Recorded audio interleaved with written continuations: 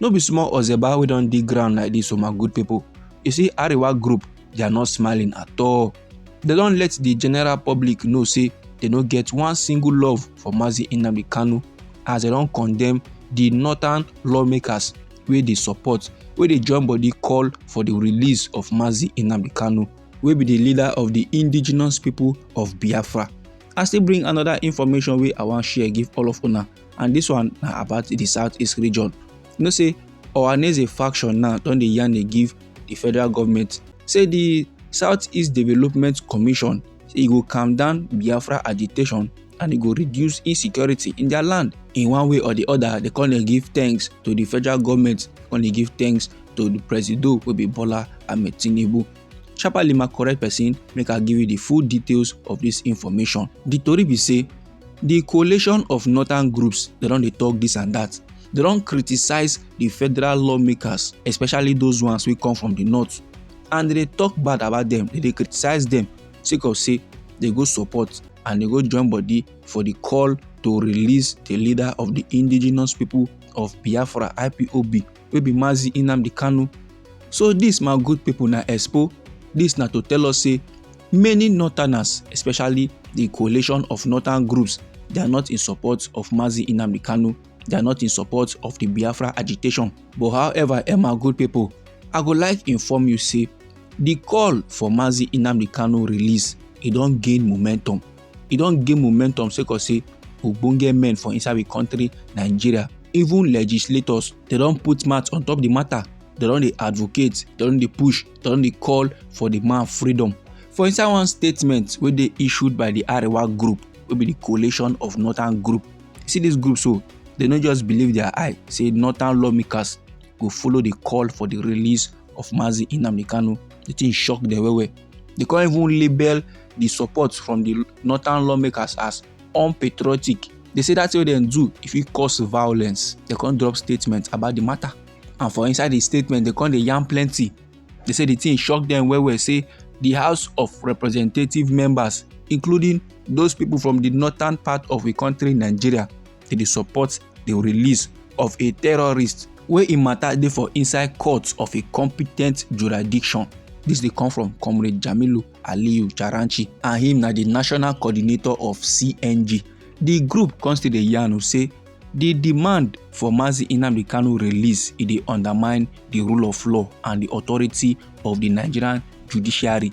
That is to say, e go make dem come dey look the rule of law and the authority of the Nigerian judiciary less. Like say na child's play something.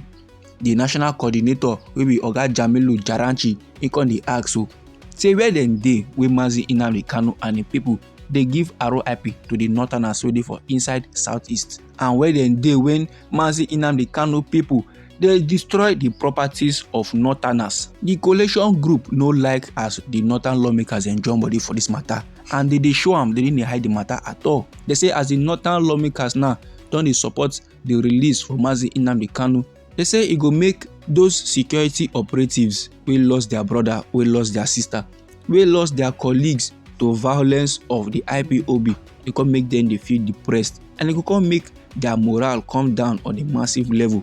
Like when the security operatives now come they see the person wey give RIP to their loved ones just dey waka free for street, meanwhile they supposed to dey for prison, all those kind of levels there.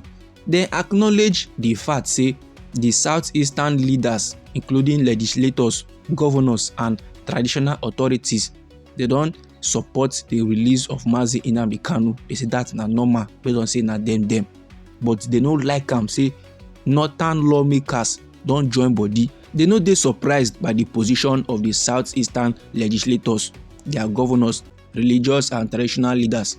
It no surprise them say all those people now they support the release for Mazi Nnamdi Kanu, because na normal thing. But they condemn them in totality, as in with all their muscle. All the northern lawmakers we can join body for the call of the release of Mazi Nnamdi Kanu, and at this particular one so now they pepper them for body. On to the next information wey I want share give all of una my good people. The tori be say one faction of Ohanaeze Ndigbo don give accolade to the President of the Federal Republic of Nigeria, wey be President Bola Ahmed Tinubu, sake of say im sign the Southeast Development Commission wey be SEDC bill into law. The Secretary General of the group wey be Mazi Okechukwu Isiguzo come drop statement about the matter.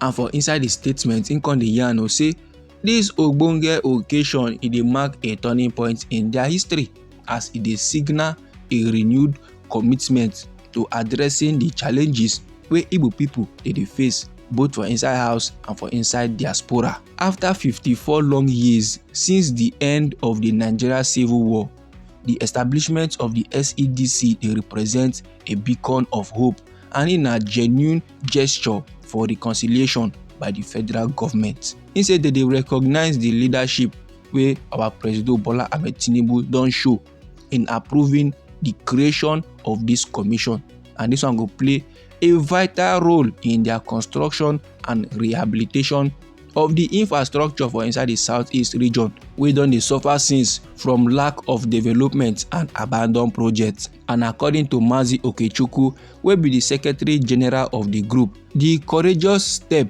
of our President Bola Ahmed Tinubu as im take sign the SEDC bill into law, e dey demonstrate the President commitment to righting the wrongs of the past and addressing the marginalization and injustice wey Igbo people don dey face. And im say the Southeast Development Commission wey be SEDC in a crucial vehicle through which funds from the federation account go dey allocated for the construction and rehabilitation of roads, houses and other infrastructure wey they don neglect, wey they don abandon for far too long for inside the southeast.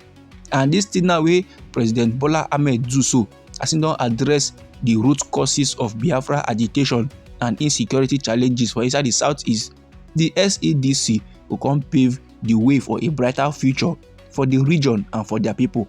They can extend their heartfelt gratitude to President Bola Ahmed Tinubu for im commitment to addressing the issues wey Igbo people or the Igbo community dey face.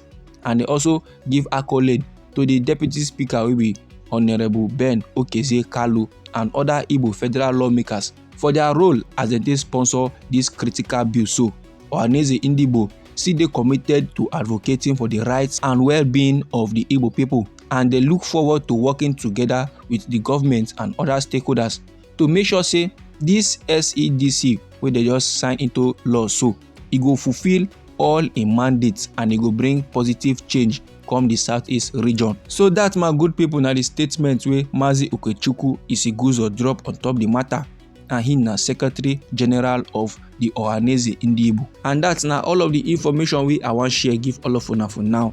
Anyhow the thing be you for body, feel free make you drop am inside our comment section. You know say now we be Anointed Lady TV, now we dey give una legit information on the things and things wey dey happen for inside our nation Nigeria. So if you would like to receive news like that, you are free to subscribe to the channel and remember to put on the notification bell so that as we dey bring the news they come, now you go first receive the update and you go get them sharp.